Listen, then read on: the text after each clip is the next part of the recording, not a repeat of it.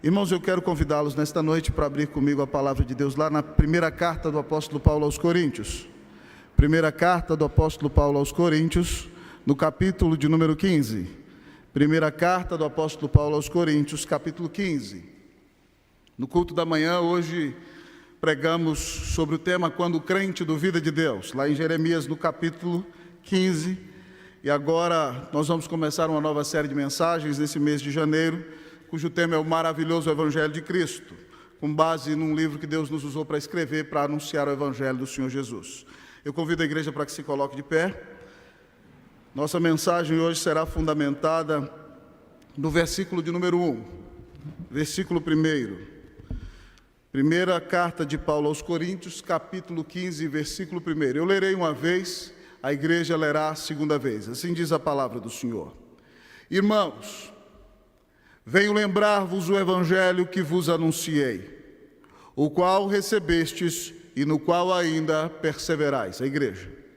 Irmãos, venho lembrar-vos o evangelho que vos anunciei, o qual recebestes e no qual ainda perseverais. Amém. Oremos ao Senhor. Pai, nós nos humilhamos diante do Senhor. Só Tu és Deus. E te bendizemos, Deus, porque a Tua misericórdia dura para sempre. Pai do céu, muito obrigado porque o Senhor deu Jesus na cruz em nosso lugar. Muito obrigado, Deus, porque o castigo que nos traz a paz estava sobre Ele. E pelas Suas pisaduras nós fomos sarados. Obrigado, Deus, porque por causa deste grande amor e sacrifício, nós temos a plena certeza de que não iremos para o inferno. Mas mais do que isso, ó Deus, nós somos cidadãos do Teu reino, e o Senhor habita no nosso coração aqui, e ainda nos chama para Te servir com alegria, com gratidão, com o desejo de dar ao Senhor toda a nossa vida e o nosso coração. Agora fala com Tua igreja nessa noite, Senhor, e mostra para ela que Tu és, ó Deus, o Senhor do Evangelho, que Tu és o Rei da Glória, que Tu és o Deus que quer conduzir a cada um de nós, confiando na obra do Redentor, que deu sua vida na cruz do Calvário em nosso lugar. Ó Pai, fala a nossa alma, fala o nosso coração, e transforma a nossa vida, transforma a Tua igreja pelo Teu Evangelho, é o que nós Te pedimos, em nome do Senhor Jesus. Amém. Assentai-vos, queridos irmãos e irmãs. Queridos irmãos e irmãs, nesse início de ano eu tive a alegria de começar novamente a leitura de um dos melhores livros sobre a igreja que eu já li, que é o livro Igreja Centrada, do Dr. Tim Keller. E o Dr. Tim Keller, no seu livro, falando acerca do Evangelho, ele diz que desde os tempos antigos há duas grandes ameaças que podem nos confundir acerca do Evangelho. A primeira ameaça que ele nomeia é a religiosidade, e a segunda ameaça é a irreligiosidade, ou ele chama também de farisaísmo ou antinomismo. Sabe por quê, amados irmãos? Porque há muitas pessoas que vêm à igreja, que muitas vezes professam crer no Senhor Jesus, mas vivem como se elas fossem salvas e justificadas diante de Deus por causa das obras que realizam. E esse é um perigo muito sério. Quando você, no fundo do seu coração, se acha bom. Quando você acha que Deus é obrigado a dar a você tudo aquilo que você precisa, porque você tem andado com fidelidade. Um personagem bíblico que exemplifica esse modo de vida é o irmão mais velho do filho pródigo. Ele está na casa do seu pai, mas ele não entende que tem tudo de graça por causa do amor do seu pai. Ele sempre trabalhou com seu pai e reclama com seu pai que nunca lhe deu um cabrito sequer para celebrar com seus amigos, mesmo que ele lhe tenha servido com fidelidade. E o pai lhe disse: meu filho, tu sempre estás comigo, tudo que é meu é teu. Há pessoas que podem estar na igreja, crendo que são salvas por causa do seu testemunho, da sua conduta e da piedade que elas têm diante dos olhos dos homens. E a Bíblia diz, irmãos, que as nossas melhores obras diante de Deus não passam de trapos de imundícia, são repugnantes. Trapos de imundícia eram os panos com os quais as senhoras do Antigo Testamento se limpavam de suas menstruações. Então, irmãos, as nossas melhores obras com base na nossa própria força, diante dos olhos de Deus, são repugnantes. Não existe nada que nós possamos fazer para aplacar a ira de Deus. Não existe nada que você possa fazer por si mesmo para que Deus te aceite. Somente alguém do tamanho de Deus poderia salvar você. Mas um outro grande perigo, amados irmãos, é o antinomismo, a irreligiosidade. É aquela pessoa que diz: agora eu fui salvo pela graça, e já que eu fui salvo pela graça, eu posso fazer tudo o que eu quiser. Então, pastor, não venha me dizer o que fazer, presbítero, não venha me dizer o que fazer, eu não tenho que prestar contas a ninguém, eu posso sair lá fora, tomar todas, pecar do jeito que quiser, não importa, uma vez salvo, salvo para sempre. E, amados irmãos, essa é uma postura muito perigosa, porque o próprio Tiago, irmão do Senhor Jesus, na sua carta, diz que a fé sem obras é morta. Nós não somos justificados pelas nossas obras, nós somos justificados pela graça mediante a fé. Mas, amados irmãos, a nossa fé tem que ser acompanhada de boas obras, porque se nós formos verdadeiramente salvos, nós não teremos o prazer de viver na prática do pecado, mas nós viveremos para a glória de Deus. Então o Evangelho, amados irmãos, não é legalismo, também não é liberalismo, amados irmãos. O que é o Evangelho então, pastor? O Evangelho, amados irmãos, é a maior de todas as mensagens, é a melhor de todas as notícias. Pastor, resuma para mim o Evangelho. Eu creio, irmãos, que um dos melhores resumos do Evangelho são aqueles pontos essenciais daquilo que nós chamamos de uma cosmovisão bíblica e reformada. Primeiro ponto essencial para anunciar o Evangelho, nós precisamos começar com quem é Deus. Quem é Deus? Deus é um só ser que subsiste em três pessoas, que é Espírito eterno, infinito, imutável, em seu ser, sabedoria, poder, justiça, santidade, verdade, bondade, amor, como diz o nosso catecismo, amados irmãos. Esse Deus grande, excelso e incomparável é o Criador de tudo quanto existe. Ele é um Pai, Filho e Espírito Santo desde a eternidade. E alguns dizem: Deus criou porque se sentia só. Não, meus amados irmãos, Deus é um ser comunitário. Ele é um ser que subsiste em três pessoas. Ele tem uma só essência, mas essa essência existe em três pessoas. E o Pai, o Filho e o Espírito Santo se amaram tanto, com tanta intensidade, desde a eternidade, e eles eram plenos de si mesmos, e exultavam em tanta alegria, glória e louvor, que para revelar a sua glória e abençoar as suas criaturas, eles resolveram criar. Mas também, amados irmãos, dentro da sua soberania, permitiram que existisse queda, para revelar mais ainda a glória do seu amor através da redenção.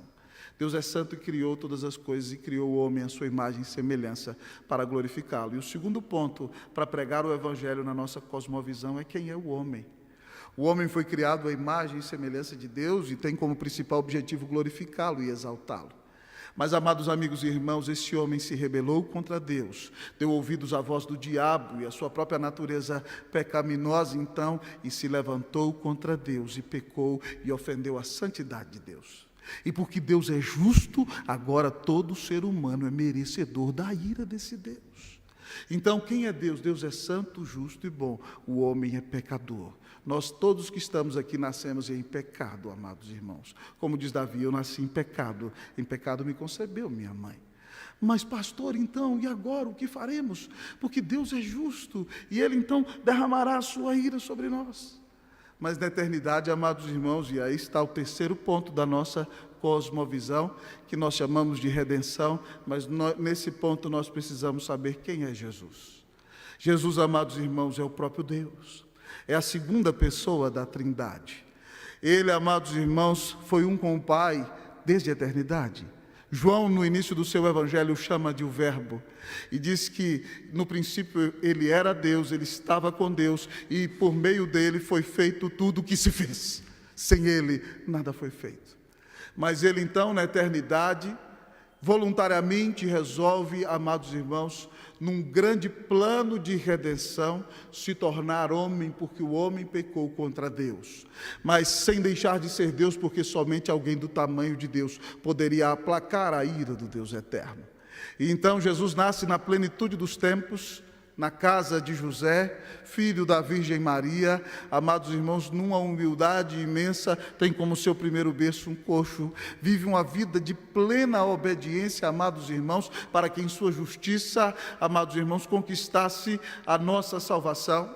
Jesus, amados irmãos, ele obedece e então na cruz ele recebe a ira do Deus eterno contra o seu pecado e o meu. E ali ele paga o preço do nosso pecado. O castigo que nos traz a paz estava sobre ele. Pelas suas pisaduras fomos sarados. Então a nossa cosmovisão começa com criação, depois com o homem queda, depois com redenção. A obra de Cristo é o preço pago pela libertação de escravos. Amados irmãos, e a Bíblia diz que todos aqueles que crerem que Ele é o Filho de Deus, o único mediador entre Deus e os homens, esses serão salvos, serão justificados, declarados justos no tribunal de Deus. E Deus, quando olhar para eles, já não verá mais a podridão do seu pecado, mas verá neles a justiça de Cristo Jesus, que deu sua vida na cruz do Calvário para salvá-los. Louvado seja Deus, amados irmãos. Mas depois de entendermos então criação, queda e redenção, quem é Deus, quem é o homem, quem é Jesus e como recebemos essa salvação, a nossa cosmovisão bíblica termina com um ponto chamado consumação. Cristo ressuscitou e ascendeu aos céus. E lá está sentado à direita de Deus Pai Todo-Poderoso e tem toda a autoridade sobre toda a terra e tudo quanto existe. E a Bíblia diz que no final de tudo, Ele virá em glória, os seus eleitos se unirão a Ele, Ele julgará aqueles que não pertencem e Ele criará novos céus e nova terra. E, amados irmãos, quando estivermos com Ele, estaremos naquele lugar onde não haverá mais luto, nem pranto, nem dor, porque as primeiras coisas passaram. Paulo, o grande teólogo, diz que a criação geme pelo dia da sua restauração. Nós, como filhos de Deus, gememos pelo dia da vinda do Senhor. Nós vivemos num mundo perdido, caído e cheio de grandes dificuldades, mas nós sabemos que a história não termina assim. Nós somos agentes nesse novo reino, no reino presente, e por isso vivemos anunciando o Evangelho, porque o Rei virá, e todos aqueles que crerem nele, reinarão com ele eternamente por todos os séculos. Então, amados irmãos, quando nós queremos anunciar o Evangelho, nós temos de falar sobre criação, queda, redenção e consumação. Quem crer em Jesus vai passar a eternidade na glória com Ele. Quem não crer vai passar num lugar onde a ira de Deus cairá sobre o pecador eternamente. E Jesus chama esse lugar de inferno. Irmão, se você quiser pregar o Evangelho para alguém, você tem que dizer quem é Deus. Tem que dizer que o homem é pecador. Tem que dizer que só Jesus salva. Tem que convidar o pecador a crer e entregar-se totalmente a Cristo Jesus pela fé. Então, diante dessa explicação do Evangelho que nós tivemos aqui nessa noite, eu quero lhes dizer que Paulo escreve essa carta à igreja de Corinto para fortalecer aquela igreja no Evangelho. Paulo passou, amados irmãos, 1 ano e meio naquela cidade. Deus o usou poderosamente, centenas de pessoas foram convertidas ali. Não obstante, amados irmãos, a igreja de Corinto é caracterizada por uma imaturidade espiritual assustadora. Eles têm sérios problemas doutrinários que eu não vou abordar aqui nessa noite, por causa de tempo. Eles têm problemas de práticas relacionais no meio da igreja. Há pecado, amados irmãos, a ponto de um homem estar possuindo a mulher de seu próprio pai e a liderança da igreja não toma postura alguma, amados irmãos. E se não bastasse, Apolo pregou ali depois de Paulo, e a imaturidade da igreja é tão grande que alguns dizem, eu sou de Paulo, eu sou de Apolo, nem conhecem Pedro, dizem, eu sou de Cefas, e os mais espirituais estão dizendo, eu sou de Cristo.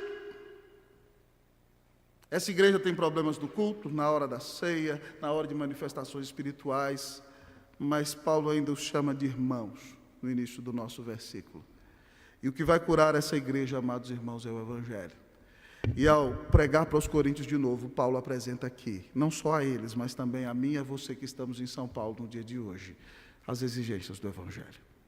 E a primeira exigência do texto que o Evangelho nos mostra é o seguinte, o Evangelho deve ser lembrado. As exigências do Evangelho, a primeira exigência do Evangelho é a seguinte, o Evangelho deve ser lembrado. O versículo de número 15 diz assim a palavra, irmãos, venho lembrar-vos o Evangelho. Leiam para mim até aqui onde eu li, irmãos, por favor.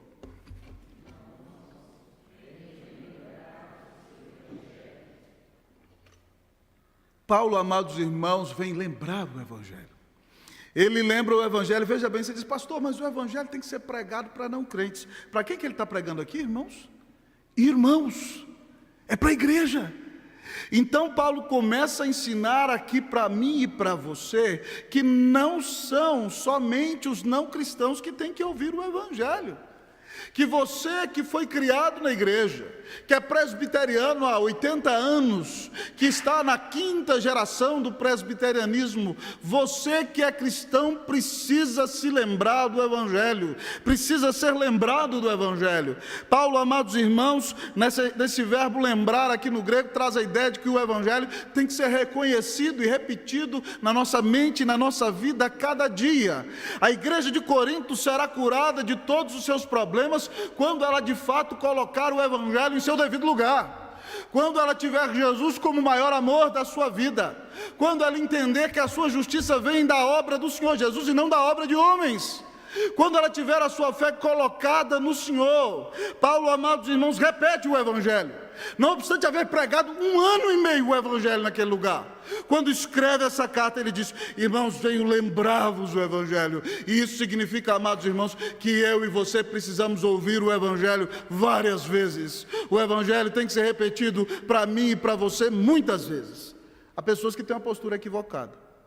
Elas chegam à igreja e ouvem o pastor pregando o evangelho de novo. Ah, não, isso aí eu já sei, eu já criei em Jesus, eu já sou salvo, eu tenho que ir embora. Meu irmão, pera aí. Se você foi salvo e creu em Jesus, e entendeu o tamanho da salvação que recebeu, o evangelho para você é a mais bela de todas as poesias, é a mais perfeita de todas as harmonias. Amados irmãos, é a mais suave de todas as melodias. Se nós entendemos que Cristo deu sua vida por nós, e nunca ninguém nos amou como Ele, toda vez que ouvirmos o evangelho, nossa fé é renovada, nosso coração é cheio de esperança, e nós agradecemos pelo tamanho da salvação que recebemos. O evangelho deve ser lembrado. Irmãos, isso é tão patente na palavra de Deus, que quando você olha no Novo Testamento, quantos evangelhos nós temos? 4. Como gênero literário. Você encontra Mateus pregando que Jesus é o rei prometido do Antigo Testamento. Então, Mateus narra o evangelho da perspectiva de Jesus como o rei prometido aos judeus.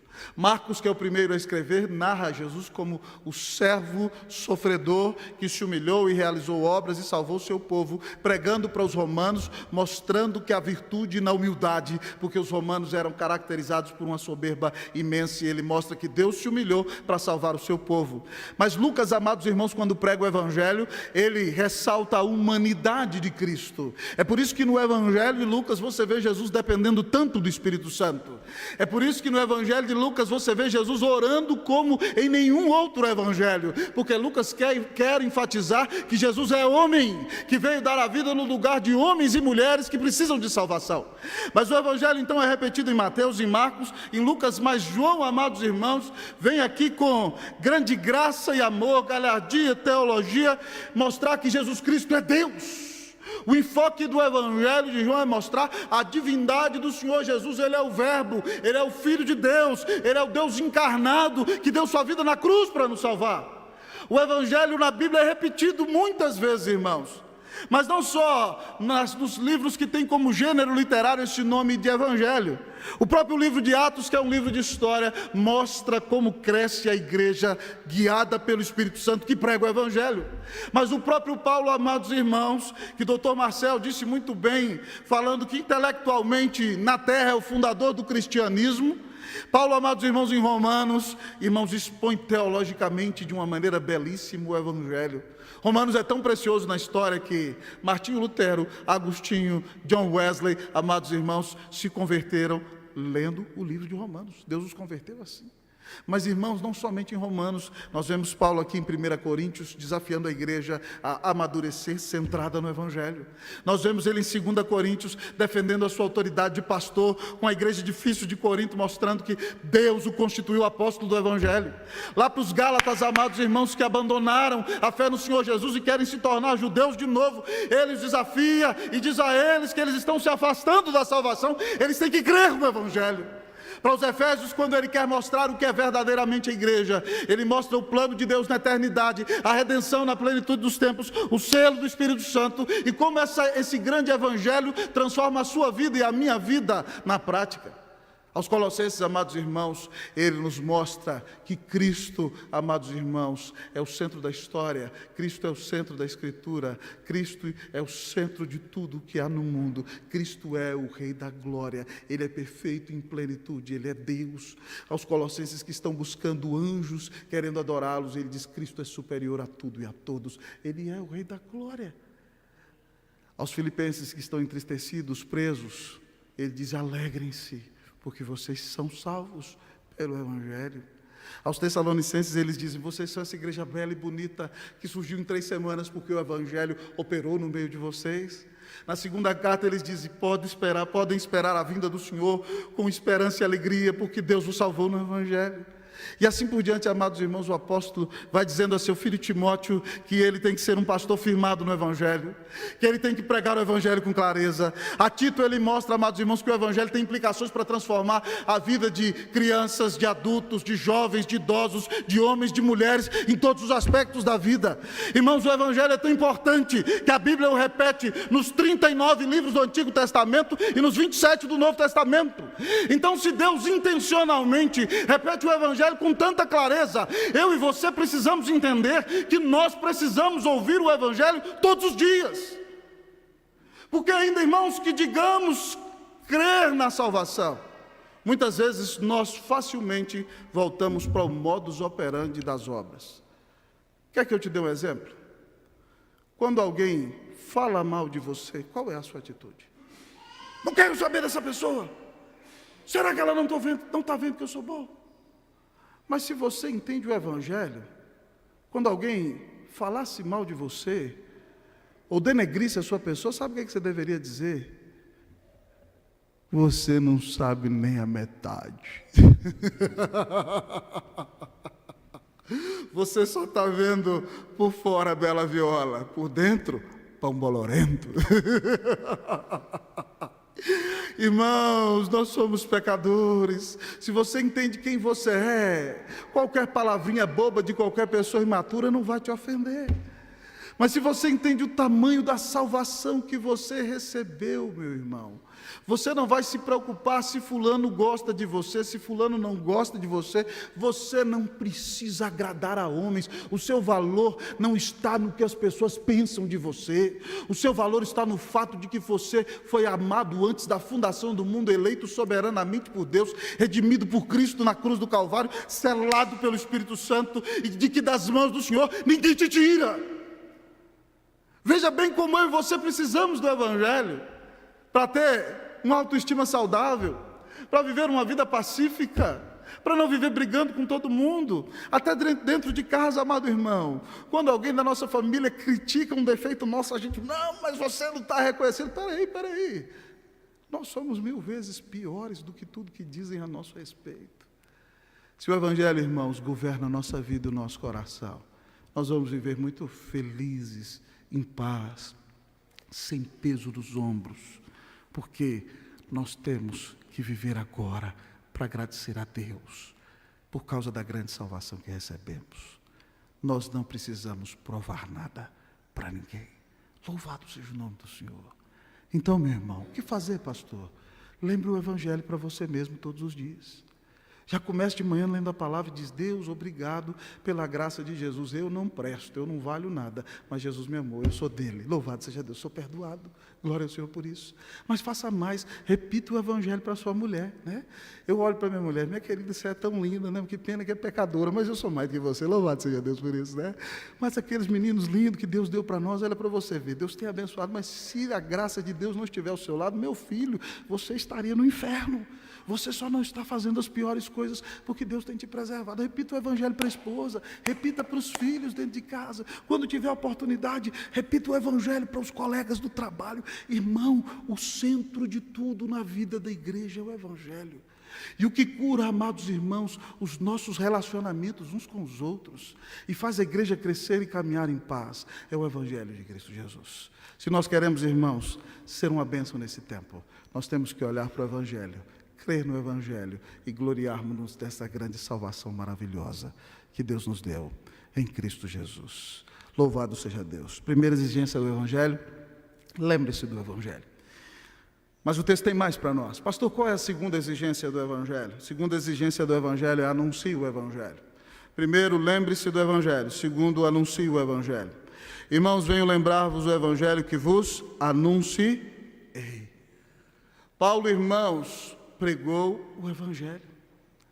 Irmãos, ele, nessa carta aos Coríntios, é muito interessante, em determinado momento ele diz, olha, Corinto era uma cidade, eu não posso falar dela porque eu não tenho tempo, mas era uma cidade extremamente grega em todos os seus costumes, e a igreja tinha gregos e tinha judeus. E ele diz, olha, os judeus querem sinais, os gregos querem sabedoria. Paulo foi desprezado, irmãos, pelos coríntios, porque ainda que fosse um dos maiores intelectuais da história da humanidade, ele não chegou em Corinto pregando filosofia dessa terra. E também foi desprezado pelos judeus daquela igreja, porque ainda que tivesse dons exponenciais dados pelo Senhor, Paulo não enfatizou curas, ressurreições ou coisas desta vida ali. Ele diz o seguinte, eu nada quis saber entre vós, senão a Jesus Cristo e este crucificado. Ele pregou o Evangelho. Sabe por quê, irmão? Porque o que a igreja precisa é do Evangelho de Cristo Jesus. A igreja não precisa do seu brilhantismo e do meu. A igreja não precisa de realizações humanas. A igreja precisa da obra salvadora de Deus, dada pela graça, recebida pelo povo de Deus mediante a fé em Cristo Jesus. Para que a igreja continue viva e revitalizada, nós temos que anunciar o Evangelho. Para que a sua família siga aos pés da cruz, pai, você precisa se comprometer a anunciar dentro de casa o Evangelho. Para que seus filhos andem na presença de Deus, mãe, anuncie o Evangelho. Eu fico muito perplexo, irmãos, no decorrer do ministério, que muitas vezes eu vejo pais e mães dizendo, eu trouxe meu filho para a igreja e ele agora não quer saber, se desviou. Pode acontecer, não estou zombando da dor de ninguém, é muito triste. Eu já vi meninos que foram criados na igreja comigo que estão longe do Senhor hoje. Mas muitas vezes, irmãos, há pais que chegam no domingo, eles trazem seu filho para a igreja, entregam ali para o departamento infantil, cuida aí, pelo amor de Deus. E eles nunca leem a Bíblia com seus filhos, eles nunca oram com seus filhos, eles não dão testemunho, eles não falam de Cristo dentro de casa. A igreja apoia, mas a missão de discipular os filhos é sua, mãe. A missão de discipular os filhos é sua, pai. Como é que você vai criar esses meninos direito? Anunciando o Evangelho, mostrando para eles que eles têm um grande Salvador. Nós estamos querendo revitalização em nossa igreja, reforma e reavivamento. Ezequiel pinta um quadro maravilhoso para nós. O homem sem Deus é um vale de ossos secos. Deus manda Ezequiel pregar para os ossos. E a Bíblia diz que quando ele profetiza, irmãos, os ossos começam a se mover. Então crescem tendões, peles, carnes, amados irmãos. E Ezequiel então ora o Espírito vem sobre eles. E aquele vale da morte se torna no vale da vida. O vale da destruição vira o vale da restauração. O vale da maldição se torna o vale da bênção. Quando a palavra de Deus é pregada para a glória e honra do nome do Senhor. Se nós queremos restauração, temos que anunciar o Evangelho. Eu quero desafiar você a se comprometer nesse ano de 2018 a anunciar o Evangelho. Fale do Evangelho dentro de casa. Fale do Evangelho para sua querida esposa. Em algum determinado momento em que ela se entristecer, querido, eu estou tão triste, nós não conseguimos realizar essa coisa, e você diz, é verdade, nós não conseguimos realizar. Mas Deus pode. Até no momento, eu ensinei para o nosso filho e ele se desviou, mas você não tem o poder de regenerar o coração de ninguém, é o Espírito Santo que regenera. Eu e você podemos orar, mas irmãos, nós temos que anunciar o Evangelho todos os dias da nossa vida, em todo lugar. Nossa igreja vai crescer para a glória e honra do nome de Jesus, anunciando o Evangelho. Que Deus faça de você um evangelista, amém, meu irmão? Que Deus faça de você uma testemunha viva de Jesus. Que você anuncie o Evangelho para a glória e honra do nome do Senhor. Mas, irmãos, o texto continua a apresentar as exigências do Evangelho. Primeiro, lembre-se do Evangelho. Segundo, anuncie o Evangelho. Terceiro, receba o Evangelho. O texto diz, irmãos, venho lembrar-vos o Evangelho que vos anunciei, o qual recebestes. Irmão, a ideia desse verbo receber aqui, Paulo dizendo que os coríntios receberam, é receber da mão de alguém. mas é receber, amados irmãos, de maneira calorosa, é receber de maneira efusiva, é receber com alegria alvissareira, é receber com atitude benfazeja. A ideia, amados irmãos, é que nós devemos agasalhar o Evangelho, nós devemos abraçá-lo, nós devemos saudá-lo com a mais bela de todas as boas-vindas. Nós temos que entender que ele é a maior bênção que nós temos, e o pecador só é salvo, amados irmãos, quando crê que Jesus Cristo é o Filho de Deus, que morreu na cruz em seu lugar. E é recebendo esse Evangelho que esse pecador é justificado no tribunal de Deus, mas se torna a habitação do Espírito Santo e começa a ter um propósito na vida, de caminhar para o céu e viver para a glória e honra do nome do Senhor. O Evangelho deve ser recebido. Certa feita, amados irmãos, um jovem pastor, que era missionário no exterior, foi visitar a casa de uma família que frequentava a igreja, e chegando à porta da casa daquela família, havia ali um ídolo grande, gordo, feio, e aquele jovem pastor perguntava àquela família: para que isso daqui está aqui? O que isso daqui está fazendo aqui? Para onde que isso daqui vai te levar? E a família, meio constrangida, respondeu, mas a família foi à igreja e ouviu o Evangelho 1, 2, e o Senhor converteu aquela família. E o marido daquela família se tornou um líder, um oficial, um presbítero precioso.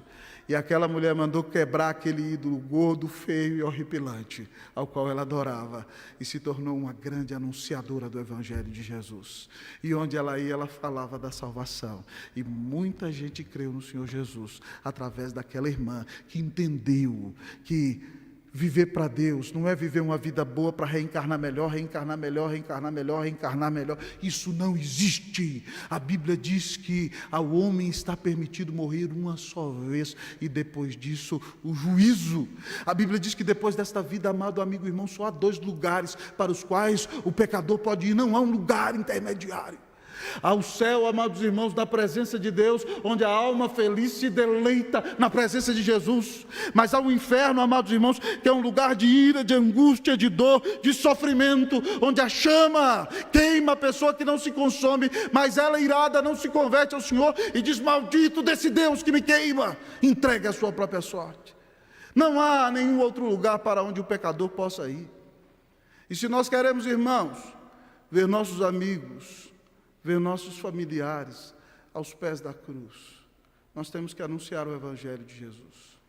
Eu tremo, amados irmãos, é claro que o pecador não tem escusas, mas imaginem comigo se naquele dia final, diante do tribunal do Senhor, alguns daqueles que conviveram conosco disserem para o Senhor Jesus: sim, eu sou pecador e mereço condenação, mas Senhor, eu nunca ouvi ninguém falar de Jesus para mim. Se nessa hora o Senhor Jesus olhar para você, qual vai ser sua atitude? Irmãos, nós não podemos deixar de anunciar a salvação. Se nós amamos nossos familiares que não têm Cristo, se nós amamos nossos amigos e colegas que caminham a passos largos para o inferno, eles só podem ser perdoados, justificados e transformados pelo Senhor, crendo no Senhor Jesus que deu a vida na cruz para salvá-los. Por que você não anuncia a salvação? Que Deus te dê a bênção de pregar o Evangelho, que pessoas venham a Cristo Jesus através de você, e que você que recebeu o Evangelho, veja seus amigos recebendo o Evangelho, e se alegre de viver e dar a vida por aquele que deu a vida na cruz por você.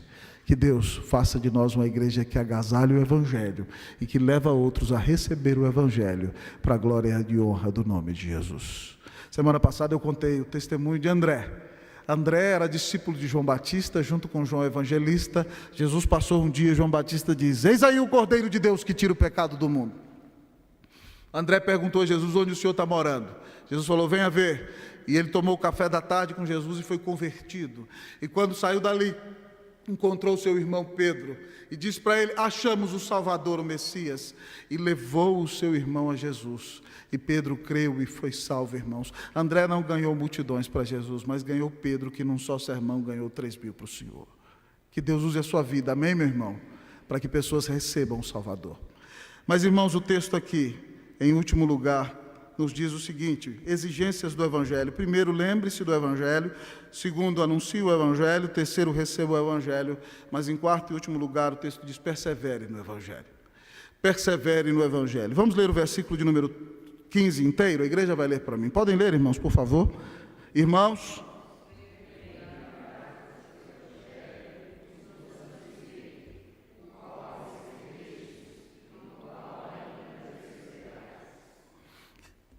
Paulo diz que os coríntios, apesar de toda dificuldade, perseveram no Evangelho. E esse verbo usado para perseverar, amado irmão, significa persistência, mas também significa paciência. Significa, irmãos, tenacidade e significa, irmãos, firmeza.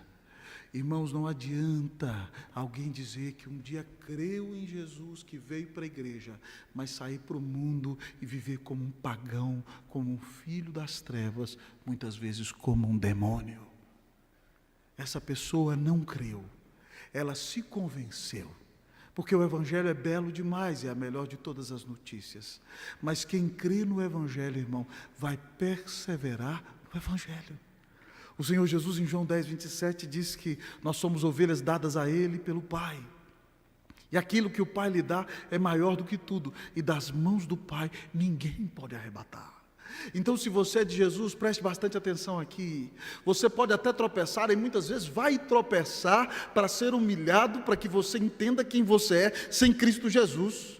Mas se você é do Senhor, preste atenção, você nunca vai negar o Senhor de maneira irrefutável, amado irmão. Você nunca vai se afastar de maneira que nunca retorne ao Senhor. Mas você vai tropeçar para se humilhar, pedir perdão e ser reconciliado. Mas quem é de Jesus vai viver para Jesus, vai crescer em santificação e vai permanecer e perseverar no Evangelho. A ideia desse verbo é perseverar, é ser paciente, é avançar, é permanecer, é ficar firme todo dia. Então não adianta ter crido um dia só e depois dizer: agora eu posso fazer qualquer coisa. Não! Quem creu no Evangelho, fica no Evangelho. Quem creu em Jesus, permanece no Evangelho e marcha firme até o céu, até o dia final, amado irmão. Se você, irmão, creu em Jesus, você precisa permanecer no Evangelho. Você não pode dizer: não, eu era firme nos dias do primeiro amor. Não, não, não. Quem creu em Jesus, permanece firme com Jesus. Permanece, sim, às vezes tropeça, se humilha, mas se levanta e crê. O pecado já não tem mais domínio sobre sua vida. Essa pessoa pertence ao Senhor. E ela vai, ainda que no meio de lutas, crescendo no processo de santificação. Como diz Hebreus: segui a paz com todos e a santificação, sem a qual ninguém verá o Senhor. Nós veremos ao Senhor em Sião, amados irmãos. O cristão é aquele que sabe que a sua alegria plena não está aqui. Ele sabe que ele caminha para o céu. Ele se regozija nas bênçãos que Deus entrega aqui, mas nós não chegamos do outro lado. Nós ainda não chegamos em casa. Portanto, irmãos, se coisas ruins acontecem nesse mundo, nós vamos nos entristecer, mas nós não vamos acabar com a nossa vida porque há uma crise econômica, porque nós perdemos o emprego, porque um amigo nos traiu. Não, não, não. A nossa esperança final não está neste mundo. A nossa esperança está na cruz, está no Senhor Jesus, que virá em glória nos buscar, e nós passaremos toda a eternidade com Ele. Irmãos, eu gosto muito da história de um grande missionário europeu que foi para a África e dedicou toda a sua vida ali. E de repente, então, depois de anos servindo ao Senhor, décadas, ele escreve uma carta para o seu país, dizendo que está voltando para casa. E quando eles voltam, então, no navio, amados irmãos, eles veem uma banda tocando, pam, pam, pam, pam, pam, pam, festividades. Ele diz para a esposa: olha como nós estamos sendo recebidos. Mas quando eles desceram no cais do porto, aquela recepção era para um personagem político. Ninguém foi ali recebê-los, nem abraçá-los. E o missionário e aquela mulher saíram perplexos, perguntando: valeu a pena? Será que alguém reconheceu tudo que a gente fez? E eles foram para a casa deles, e chegaram ali, aquele homem angustiado saiu para caminhar, e de repente Deus trouxe uma ideia à sua mente, e ele voltou para casa e disse: querido, eu entendi. Sabe por que ninguém nos recebeu? Porque nós ainda não chegamos em casa. Nós ainda não chegamos em casa. Fique firme, cristão. Talvez as pessoas te maltratem nesse mundo. Talvez as pessoas não reconheçam o que você faz. Mas você não está preocupado com o aplauso de homens. Você tem que perseverar no Evangelho, porque você vive para agradar a Deus. Fique firme, espere aquele dia em que você vai cruzar os umbrais daqueles portões e ouvirá o Rei da Glória dizer: seja bem-vindo, bendito do meu Pai, para as moradas eternas que eu preparei para você. Sabe qual é o maior desejo da minha vida, meus irmãos? É ver o meu Senhor na glória. Face a face quero vê-lo, muito além do céu de luz. Face a face em plena glória, hei de ver o meu Jesus. Portanto, igreja, coragem! Levante-se! Creia! Lute até o final! O seu Senhor deu a vida na cruz por você. Que nós perseveremos no Evangelho, irmãos, com fidelidade até o dia final, amém? Então, crendo no Evangelho, preguemos o Evangelho todos os dias. Quais são as exigências do Evangelho para nós? Lembre-se do Evangelho, anuncie o Evangelho. Terceiro lugar, receba o Evangelho. Quarto lugar, persevere no Evangelho. Minha oração, irmãos, é que a cada dia mais a Igreja Presbiteriana Unida de São Paulo seja uma igreja centrada no Evangelho. Que o Evangelho conduza tudo o que fizermos aqui, a nossa adoração, o nosso ensino, a nossa pregação, a nossa comunhão e os nossos relacionamentos. Se o Evangelho for o centro de nossa vida, o centro de nossa família, o centro de nossa igreja, nós experimentaremos tempos de refrigério, tempos de avivamento, tempos de reforma, tempo de restauração. Ame o Evangelho, creia no Evangelho, persevere no Evangelho. Que Deus nos abençoe, em nome de Jesus. Amém.